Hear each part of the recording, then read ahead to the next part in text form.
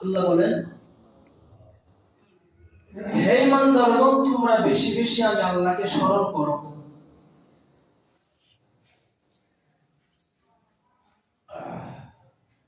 ইয়া আইয়ুহাল্লাযীনা আমানু যকুরুল্লাহা যিকরান কাসীরা।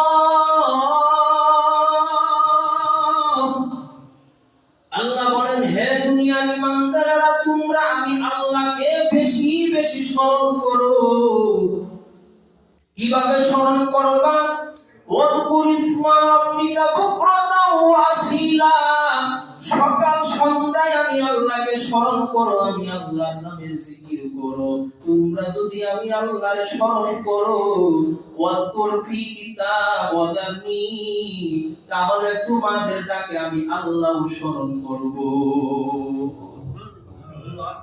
তোমরা যদি আমি আল্লাহর স্মরণ করো, তাহলে আমি আল্লাহ তোমাদেরকে স্মরণ করব। কিন্তু দিনে কয়বার আমরা আল্লাহকে স্মরণ করি?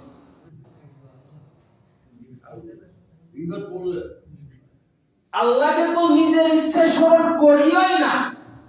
মুয়াজ্জিনকে প্রতিদিন আপনাকে 5 বেলা করে স্মরণ করিয়ে দিচ্ছে, তাও তো আপনি স্মরণ করেন না। করি? নিজের ইচ্ছা তো স্মরণ করি না, মাফিয়ে দিলাম। কিন্তু মুয়াজ্জিন যে প্রতিদিন 5 বেলা করে আপনাকে স্মরণ করিয়ে দিচ্ছে আযানের মাধ্যমে, বান্দা আল্লাহকে স্মরণ করো, তাও তো করি না। তাও করি না। আল্লাহ বলেন, বান্দা ও ইমানদারেরা, তোমরা আমি আল্লাহকে স্মরণ করো, সকাল সন্ধ্যায় আমি আল্লাহকে স্মরণ করো। ফাযকুরুনি আযকুরুকুম, তোমরা যদি আমি আল্লাহকে স্মরণ করো, আমি আল্লাহও তোমাদেরকে স্মরণ করব। সুবহানাল্লাহ। কিন্তু আমরা আল্লাহকে স্মরণ করি না, আল্লাহর নামের জিকির করি না রে মুসলমান। আল্লাহ বলে, বান্দা, দুনিয়াতে তোমার জবান দিলাম আমি আল্লাহ, দুনিয়াতে একটু তাকাইয়া দেখো, কত মানুষ আছে জবান দিয়ে কথা বলতে পারে না।